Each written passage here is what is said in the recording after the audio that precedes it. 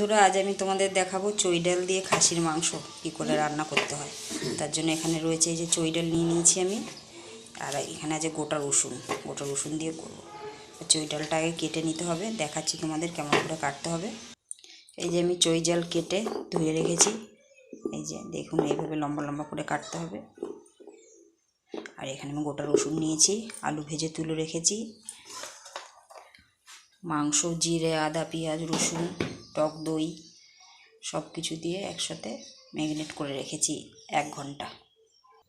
কড়াইতে তেল দিয়ে দিয়েছি, তেল গরম হয়ে গেছে। এবার আমি এতে দিয়ে দেবো গোটা জিরে, গোটা গরম মশলা। এইভাবে রান্না করলে মাংসর যে গন্ধটা থাকে, অনেকে গন্ধ পছন্দ করে না, সেই গন্ধটা থাকবে না।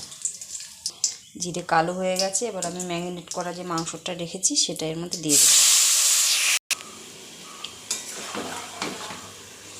ভালো করে এবার কষে নিতে হবে। আমি ঢাকা দিয়ে দিয়ে কষাবো, প্রেশার কুকারে সিটি দেবো না, এভাবেই ঠিক সিদ্ধ হয়ে যাবে। একটু সময় নিয়ে অল্প মিডিয়াম আঁচে আস্তে আস্তে করে সুন্দর করে কষে নিতে হবে।